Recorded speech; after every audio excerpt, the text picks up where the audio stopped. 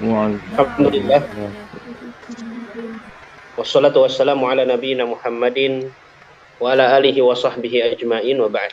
Teman-teman semuanya yang dirahmati oleh Allah Subhanahu wa taala, Bapak Ibu dimanapun berada, puji syukur kita panjatkan kepada Allah Subhanahu wa taala atas segala karunia yang Allah berikan kepada kita, atas nikmat yang Allah berikan kepada kita, sehingga kita masih diberikan kesempatan untuk melakukan berbagai macam ketaatan kepadanya. Salah satunya adalah ketaatan untuk menuntut ilmu, dan pagi hari ini alhamdulillah kita akan kembali melanjutkan pembacaan kitab, ya, kitab yang cukup penting untuk kita pelajari karena berkaitan dengan pemahaman kita akan hadis-hadis Nabi Shallallahu Alaihi Wasallam. Dan alhamdulillah di layar sudah ditampilkan apa yang perlu kita baca. Kalau boleh diingatkan teman-teman semuanya, ini kita sudah sampai poin yang mana atau sampai paragraf mana kita bahas? Ada yang masih ingat? Ini maaf nih, belum jelas. Sampai sini ya, halaman 7.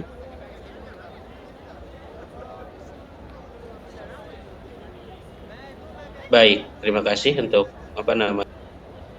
informasinya.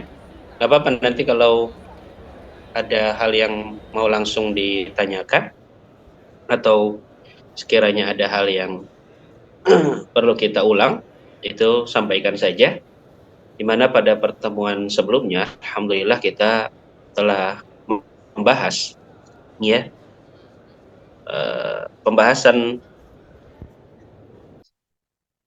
berkenaan dengan buku yang kita jadikan pedoman pada kajian kita pada kesempatan pagi hari ini, yang berjudul Dua Bit Muhimmah li Husni Fahmi Sunnah.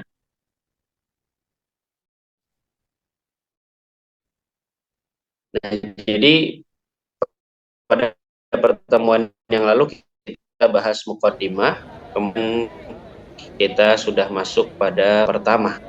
Jadi pembahasan yang pertama itu berkenaan dengan kaidah yang pertama, yaitu fahmus sunnah bidawil Quran, memahami sunnah dengan tuntunan Al-Quran, yang intinya Al-Quran itu, ya, tidak akan pernah bertentangan dengan hadis. Hadis itu tidak akan pernah bertentangan dengan Al-Quran. Bahkan hadis itu adalah penjelas, perinci, pensyarah dari Al-Quran. Kalau ada yang mengatakan, ya, bahwasannya hadis ini bertentangan dengan Al-Quran, maka itu perkara yang tidak mungkin. Beliau mengatakan di halaman 6 sebelumnya, li'annahu la yumkin ayyaqa'a khilafun fi sunnati Rasulillah as-sahihah. Tidak mungkin, ya, akan terjadi yang namanya perbedaan, pertentangan di dalam sunnah Rasulullah Shallallahu Alaihi Wasallam. Namun sunnah yang dimaksud di sini adalah sunnah yang sahihah, sunnah yang sahih. Maka di halaman 7 beliau memberikan penjelasan. Ketika Allah Subhanahu wa taala menyebutkan qala Allahu tabaraka wa taala walau kana min indi ghairillah lawajadu fihi ikhtilafan katsira. Karena Al-Qur'an dan hadis itu datang dari sisi Allah Subhanahu wa taala, maka tidak akan pernah ada perselisihan yang banyak. Kalau Allah menyebutkan lau kana min indi ghairillah, kalau sekiranya semua itu bukan dari sisi Allah Subhanahu wa taala, lawajadu fihi ikhtilafan katsira, maka mereka akan mendapati tantangan, perselisihan yang banyak. Nah, itu sampai situ ya pembahasan kita. Kalau beliau, ya, hafizahullah taala, penulis Syekh Dr. apa namanya ya, beliau menyebutkan wa min adhari'an, di antara bukti yang paling nyata dan jelas bahwasannya sunnah yang sahih tidak akan pernah bertentangan dengan Al-Quran, wa annal ladzi yu'ariduhu wal ahadits ad-dha'ifah, melainkan yang bertentangan dengan Al-Quran itu adalah hadis-hadis lemah, atau hadis-hadis yang palsu adalah berkenaan dengan hadis al-gharanik. Hadis gharanik. Apa itu hadis gharanik? Fayurwa, di bawahnya diriwayatkan anna Ta'ala tatkala Rasulullah Shallallahu Alaihi Wasallam menyebutkan sebuah sabdanya setelah membacakan firman Allah Subhanahu Wa Ta'ala, apa ra'aitumul Lata wal Uzza wa manata tsalitsatal ukhra, ya, dalam surat An-Najm ayat 19 sampai ayat 22. Nabi Shallallahu Alaihi Wasallam disebutkan, diriwayatkan menyebutkan sebuah sabda, intil kal qarani kul ula wa inna syafa'atahumul wa inna syafa'atahunna latur turja latur tuja. Semua itu adalah gharanik yang tinggi, gharanik yang mulia, yang tinggi. Sungguh syafaat mereka, sungguh pertolongan mereka amat sangat diharapkan. Nah, perhatikan gimana di sini Syekh memberikan penjelasan kepada kita. Yang paling jelas dari contoh nyata bahwasannya sunnah sahih tidak akan pernah bertentangan dengan Quran, namun yang bertentangan dengan Al-Quran itu adalah hadis lemah atau hadis palsu tentang kisah gharanik ini.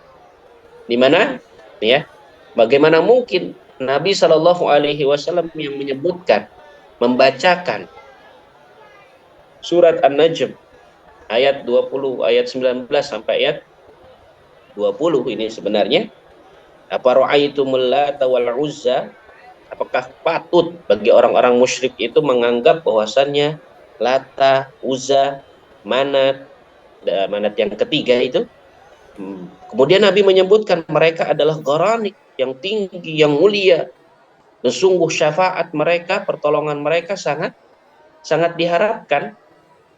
Maka maha tinggi Allah Subhanahu wa Ta'ala. Ta'ala Allahu an dzalika 'uluwan kabira. Maha tinggi Allah dari apa yang mereka sifatkan.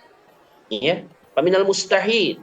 Di antara bentuk kebatilan yang mustahil an nuthbita hadhil qissah al-batilah, menetapkan kisah yang batil ini, ya, limukhalafatiha, karena bertentangan, lil ayati nafsiha, karena jelas-jelas bertentangan dengan ayat yang dibacakan itu sendiri oleh Nabi Shallallahu Alaihi Wasallam. Ya, jelas-jelas ayat tersebut memberikan penjelasan bahwasanya Lata, Uzza, Manat itu bukan Tuhan atau bukan sesembahan yang diminta syafaatnya, atau orang-orang soleh yang diminta syafaatnya. Maka bagaimana mungkin Nabi Shallallahu Alaihi Wasallam, ya, justru menyebutkan semua itu diminta, diharapkan pertolongannya, syafaatnya, ya.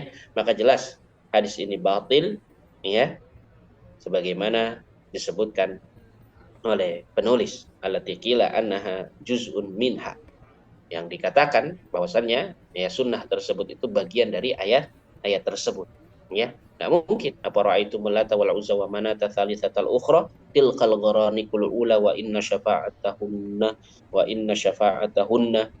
laturtuja. Enggak. Nah, ini dikatakan itu sebagai bagian dari ayat tersebut. Enggak ada, ya, dalam Al-Qur'an, ya, kelanjutan dari ayat apa ra'aitumul Lata wal Uzza wa manata tsalitsatal ukhra tilkal gharanikul ula, ada. Ya. Maka dalam hal ini kita yakini ini hadis lemah, hadis palsu yang dikatakan sebagai bentuk, ya, bertentangan dengan Al-Qur'an. Selanjutnya beliau melanjutkan halaman 8, masih memberikan komentar. Afayuqal, apakah dapat kita pahami, dapat kita ngerti. Masuk akal nggak sih? Ayakula imamu tauhid wa hamil rayati al-hanafiyah. Bagaimana mungkin imam ahli tauhid dan pembawa bendera agama Nabi Ibrahim Hanafiyah, yaitu Nabi Shallallahu Alaihi Wasallam maksudnya. Setelah Nabi Ibrahim alaihi wassalam, ya, Nabi Muhammad Shallallahu Alaihi Wasallam mengatakan mithla hadal kalam, nggak mungkin. Bimadhi alihatil musyrikin, dalam memuji Tuhan-Tuhannya orang musyrikin, dikatakan apa namanya, Tuhan-Tuhan mereka itu diharapkan syafaat-syafaatnya. Angka fal haditsu batilun qat'an. Maka hadis ini batil secara tegas, kama jazama bidzalikal Imam Muhammad ibnu Ishaq ibnu Huzaimah rahimahullahu taala, di mana beliau mengatakan hada min wad'i az-zanadiqah. Ini adalah hadis palsu yang dibuat oleh orang-orang zindik. Dipalsukan oleh orang-orang zindik. Ya, disebutkan dalam kitab Nasbu al-Majaniq. Ya. Kita ambil apa namanya ucapan dari seorang imam Muhammad ibnu Ishaq ibnu Huzaimah ahli hadis, ya, milik kitab Sahih ibnu Huzaimah, ya. Ini mengatakan hadis ini adalah hadis palsu yang dibuat-buat oleh orang-orang zindik. Nah, jadi yang bertentangan itu, ya, ini bukan hadis sahih, yang bertentangan itu hadis palsu. Contohnya ini, gitu maksudnya. Jelas ya? Suara saya jelas ini, jemaah? Kita lanjutkan. Waqad jama'a turuqa al-hadis wa bayyana butlanahu asy-Syaikh al-Muhaddits Muhammad Nasiruddin Al-Albani fi risalatin lahu matbu'ah sammaha Nasmul al-Madaniq li nasbi qissati al-Qaraniq. Ya, di mana ya, hadis ini telah dikumpulkan jalan-jalan hadisnya dan dijelaskan kebatilannya oleh Syekh Al-Muhaddits, yaitu Muhammad Nasruddin Al-Albani, dalam buku beliau yang telah dicetak dengan judul Nasmu Al-Majaniq li Nasbi Qissatil Al-Gharanik, ya. Kemudian Syekh Muhammad As-Sadiq Al-Urjun, ya, ada sebuah bahthun, pembahasan yang domina kitabahu Muhammad Rasulullah Shallallahu Alaihi Wasallam, di mana beliau membuat pembahasan yang terkandung dalam kitab beliau yang berjudul Muhammad Rasulullah. Ada pembahasan yang unwannya, yang judul pembahasannya adalah Qissatu al-Gharanik akadzibatun bi lihain mutazanniqah. Ya, belha di situ kisah mazanik yang didustakan oleh orang-orang zindik. Ya, maka dijelaskan dalam kitab tersebut, ya, kebatilan dari jalur sanad, riwayah dan dirayah dari hadis yang dikatakan sebagai hadis Nabi. Padahal itu semua adalah hadis palsu. Begitu juga li Syekh Ali Hasan Abdul Hamid, ada kitab yang tercetak juga dengan nama Dalailut Tahqiq li Ibtali Qissatil Gharanik riwayatan wa dirayah. Ya, ada buku yang ditulis oleh Syekh Ali yang memberikan penjelasan, ya, secara detail akan kebatilan kisah Gharanik tadi secara riwayah dan dirayah. Wa yaqa'u bi ihda wa khamsina wa mi'atai safhatan, sampai, ya, pembahasan tersebut itu sampai 251 halaman menjelaskan satu hadis saja, bahwasannya hadis itu adalah hadis yang batil, yang tidak mungkin diucapkan oleh Nabi Shallallahu Alaihi Wasallam, dan dijelaskan dalil-dalilnya secara mendetail, bahwasannya dari jalur sanad ini tidak jelas-jelas tidak sah, tidak valid. Begitupun dari jalur dirayah, ya, bagaimana mungkin Nabi Shallallahu Alaihi Wasallam mengucapkan hadis tersebut, begitu. Jadi ini contoh bahwasannya tidak mungkin hadis itu bertentangan dengan Al-Quran. Kalau ada pertentangan, ini pasti hadisnya palsu. Dan betul saja, para ulama sudah memberikan penjelasan akan kepalsuan hadis ini, gitu. Dengan sampai ada pembahasan 251 halaman untuk memberikan penjelasan. Nah, ini Ya, kita punya para ulama yang begitu perhatian terhadap hadis, sehingga ya, kalau ada yang memalsukan hadis, kalau ada yang mempertentangkan hadis, itu sudah dari sejak zaman tabi'in sampai zaman kita, ini ada para pembela-pembela hadis Nabi Shallallahu Alaihi Wasallam. Jadi kalau kita menemukan ada orang yang mengatakan ini hadis bertentangan sama Al-Quran, ya, kita katakan bisa jadi hadisnya itu bertentangan karena hadisnya memang lemah. Bisa jadi hadis itu bertentangan karena hadisnya memang palsu. Atau bisa jadi kamu yang salah paham. Kalau hadisnya sahih atau hasan, tidak mungkin bertentangan. Yang bertentangan itu otak Anda. Yang bermasalah itu ya pemahaman kamu. Begitu. Ya, itu harus kita yakini. Ini menjadi kaidah pertama. Tidak akan pernah mungkin ada hadis sahih yang bertentangan dengan Al-Quran. Itu poinnya. Kemudian misal akhir, contoh yang lain. Ada sebuah hadis yang bunyinya syawiruhunna wa khalifuhunna. Ajaklah para istri-istri kalian untuk bermusyawarah, namun setelah itu selisihilah mereka. Ah, kok aneh? Diajak bermusyawarah, tapi setelah itu selisihi para istri-istri kalian itu. Kalau mereka mengungkapkan pendapat-pendapat mereka, maka selisihi. Qala Al-Hafidh As-Sakhawi, murid dari Ibnu Hajar Al-Asqalani, yang seorang hafidh juga, ya, beliau mengatakan hadis ini batil la aslah lahu. Hadis ini batil, tidak ada sanadnya, tidak ada asalnya. Li'annahu mukhalifun qaulillahi ta'ala, karena hadis ini bertentangan dengan firman Allah Subhanahu wa taala, fa in arada fisala antaradin minhuma wa tasyawurin fala junaha alaihima. Ya, apabila suami istri itu ingin fisal, ya, untuk pisah antaradin minhuma, ya, dengan ketentuan mereka saling ridho akan hal tersebut, tasyawurin dengan musyawarah, fala junaha alaihi, maka tidak ada masalah bagi mereka berdua. Lihat, tasyawurin diminta untuk bermusyawarah setelah mereka saling ridho, mereka bermusyawarah, fala junaha alaihi. Jadi makna pisal di situ, ya, secara bahasa artinya pisah, maknanya di situ adalah fitaman, yaitu untuk mengakhiri masa penyusuan anaknya, ya. Jadi ini fala junaha alaihima, tidak masalah.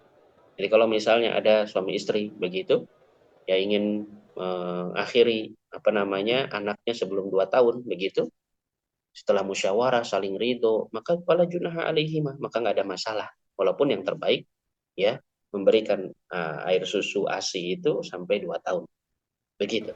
Tapi kalau setelah musyawarah, karena mungkin ada hal yang menjadikan istrinya sakit misalnya, atau ada mudarat dan lain sebagainya, setelah bermusyawarah, maka fala junaha alaihima, tidak ada masalah, ya, untuk sepakat untuk, ya, menghentikan susu ASI, menggantikan dia untuk tidak lagi menyusu kepada ibunya. Maka dalam hal ini, ya, hadis tadi yang bunyinya ajak para istri-istri kalian untuk bermusyawarah, setelah itu selisihilah mereka, ini bertentangan dengan ayat. Nah, jadi salah satu ciri sebuah hadis itu palsu, sebuah hadis itu lemah, tidak bisa digunakan ketika bertentangan dengan Al-Quran. Ini juga menjadi sebuah kaidah. Kalau kita menemukan sebuah hadis, kemudian hadis tersebut itu bertentangan dengan Al-Quran, maka ini salah satu ciri di mana ciri hadis tersebut itu palsu atau lemah. Gitu. Ya, dallatil ayah ala masyru'iyati istisyaratir rajul zaujatah. Ya. Di sini ayat ini memberikan penjelasan, ya, akan disyariatkannya seorang suami bermusyawarah dengan istrinya dalam perkara, ya, bayi yang disusui mereka, ya, maksudnya disusui oleh istrinya, wa anna lahu ayyattafiqa ma'ahuma ala al-khitab, bahwasanya si suami itu boleh untuk bersepakat dengan istrinya itu untuk mengakhiri, ya, masa persusuan setelah hadihi atau hada at-tasyawur, setelah adanya musyawarah, ya, saling tukar pikiran, kesepakatan. Wadalla al-hadis al-wahi, sedangkan hadis yang lemah itu menunjukkan ala adami al-i'tidad, ya, menunjukkan akan apa? Tidak terhitungnya, ya, ra'yi al-mar'ah, tidak terhitungnya pendapat seorang wanita, ya, ba'da istisyaratiha, setelah dilakukan musyawarah dengan wanita tersebut secara mutlak. Kan disuruh untuk menyelisihi, ya, ajak wanita itu bermusyawarah, kalau mereka mengungkapkan pendapat mereka maka selisihilah. Kalau si wanitanya bilang A, maka kita B, begitu. Ini batil, ya. Berarti tidak menganggap pendapat seorang wanita, ya. Enggak, ternyata hadis tersebut itu batil, ya, secara fitrah pun kita katakan, ya, ini menjadikan apa namanya, melemahkan apa namanya, kedudukan seorang wanita, ya. Maka dalam hal ini, ya, jelas hadis tersebut batil karena bertentangan dengan Al-Quran yang menganjurkan kita untuk bermusyawarah, tukar pikiran dengan pasangan kita, istri kita. Maka dalam hal ini hadis tersebut menunjukkan akan kebatilannya. Dan betul saja ketika dicek oleh para ulama, ya, hadis tersebut bermasalah dari jalur sanadnya. Begitu. Wa idza ikhtalafat fuhumul ulama. Nah, kemudian masuk pada pembahasan berikutnya. Beliau memberikan penjelasan, bagaimana kalau sekiranya pemahaman para ulama itu berbeda-beda, beristinbat di dalam mengambil hukum minas sunnah, mengambil hukum dari sebuah hadis. Fa'aulaha bitaqdim wa tarji ma'ayyadahu kitabullah tabaraka wa ta'ala. Maka yang paling pertama untuk didahulukan, untuk dikuatkan, itu apa yang telah dikuatkan oleh Al-Quran tabarakallahu ta'ala. Kitab Allah tabarakallahu ta'ala.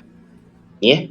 Jadi kalau misalnya berbeda pendapat nih para ulama mengenai tentang pemahaman sebuah hadis, maka cara untuk mentarjihnya, cara untuk menguatkan mana nih pendapat yang paling kuat dari dua pendapat ulama, maka kita katakan yang dikuatkan, yang makin apa namanya kuat dengan adanya dalil Al-Qur'an.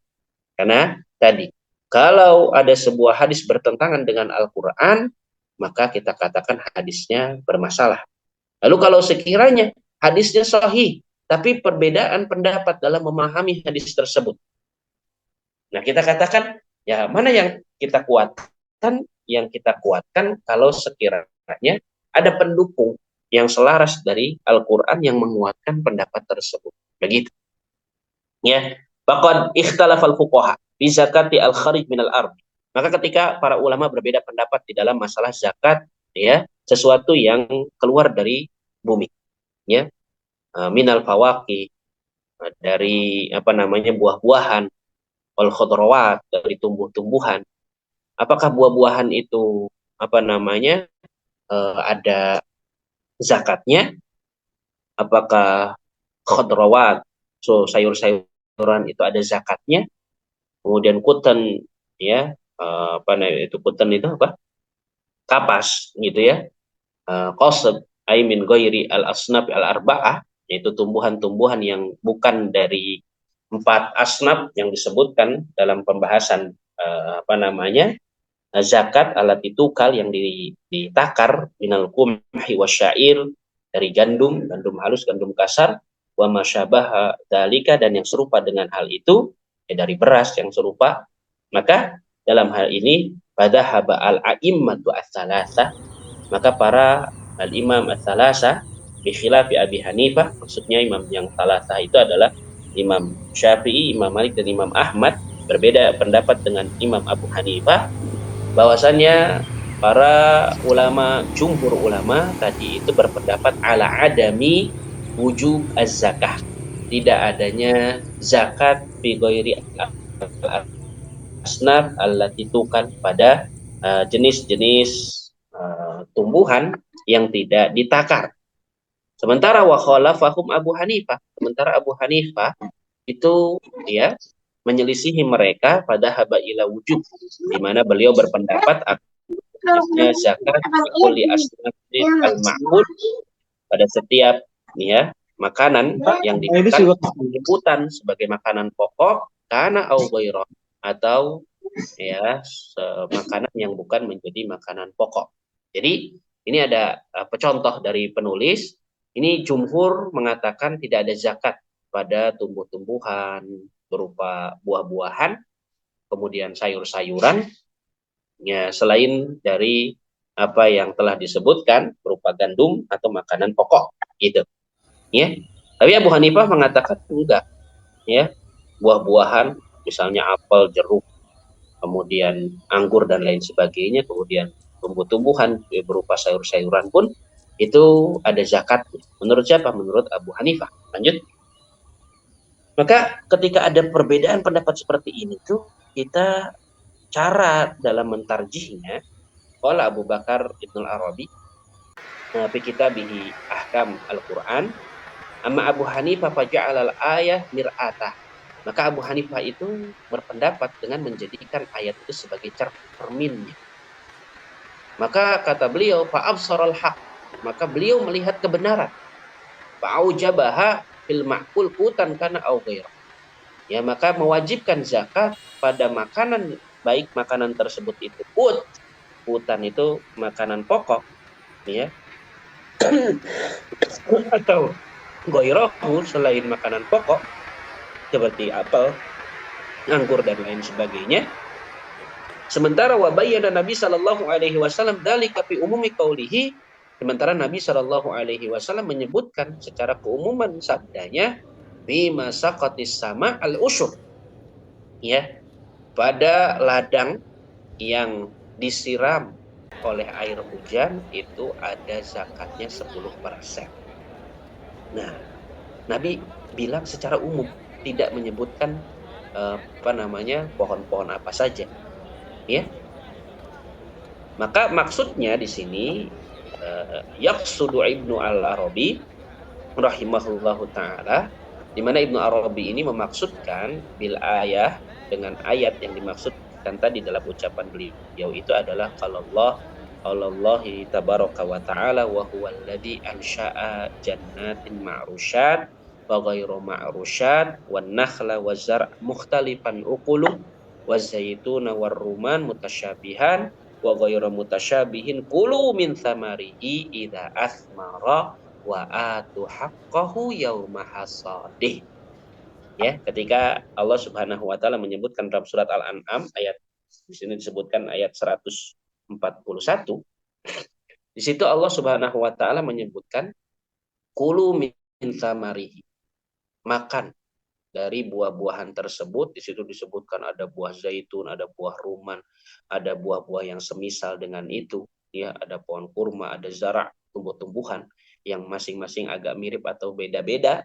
Kulu min thamarihi idza athmar, makan dari buah-buahan tersebut apabila telah berbuah. Kemudian Allah perintahkan wa atu haqqahu, tunaikan haknya. Kapan? Yauma hasadih, ketika hari dipanennya buah-buahan tersebut, tumbuhan-tumbuhan tersebut. Nah, ayat ini yang dimaksudkan oleh Ibnu Arabi, di mana Ibnu Arabi memandang Imam Abu Hanifah itu, kenapa beliau berpendapat bahwasannya semua yang keluar dari bumi, ya, maksudnya tumbuh-tumbuhan yang keluar dari pohon-pohonan tersebut itu ada zakatnya. Tumbuhannya apa saja, umum, ya, bukan hanya gandum, bukan hanya beras, bukan hanya makanan-makanan pokok. Enggak, semua yang keluar dari tumbuh-tumbuhan itu ada zakatnya. Kapan zakatnya? Zakatnya ketika dipanen. Gitu. Ketika dipanen, apapun bentuk panenannya, maka itu ada 10% dikeluarkan. Kalau ya ladangnya atau sawahnya itu diairi oleh air hujan, tanda hujan. Tapi kalau pakai pengairan, ada usaha di situ, maka 5%. Begitu. Maka di sini maksudnya adalah penulis memberikan penjelasan tadi. Kalau ada khilaf para ulama, begitu, maka cara menguatkannya adalah dengan kita melihat apakah hadis ini itu selaras dengan apa yang ada dalam Al-Quran. Kalau itu yang dijadikan dalil oleh para ulama selaras ya dengan apa yang ada dalam Al-Quran, maka kita menguatkan pendapat ulama yang selain pakai hadis tadi bi masaqatis sama al-usyur, kemudian dikuatkan juga dengan ayat dalam Al-Quran. Sehingga yang di sini yang dikuatkan oleh penulis adalah pendapatnya Imam Abu Hanifah. Nah, lanjut.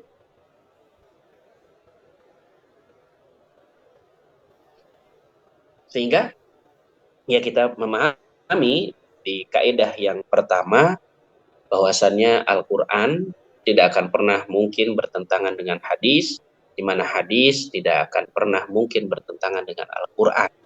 Kalau ada pertentangan, maka itu karena hadisnya bermasalah. Ima hadisnya lemah atau palsu, atau yang kedua pemahamannya yang keliru. Begitu. Sehingga kalau kita mendapati sebuah hadis itu bertentangan dengan Al-Quran, itu menjadi ciri hadis tersebut itu lemah. Hadis tersebut itu bisa jadi palsu.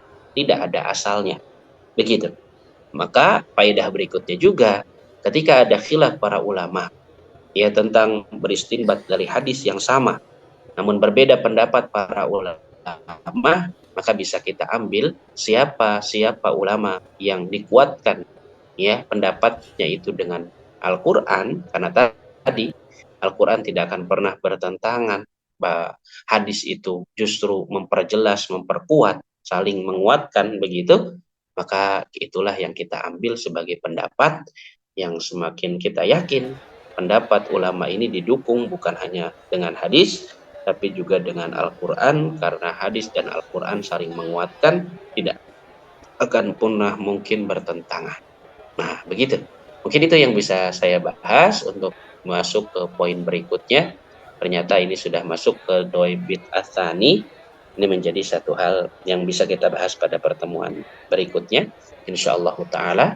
Namun alhamdulillah tadi sudah kita simpulkan apa yang bisa kita kaji pada kesempatan pagi hari ini. Semoga bermanfaat. Jika ada yang ditanyakan silahkan.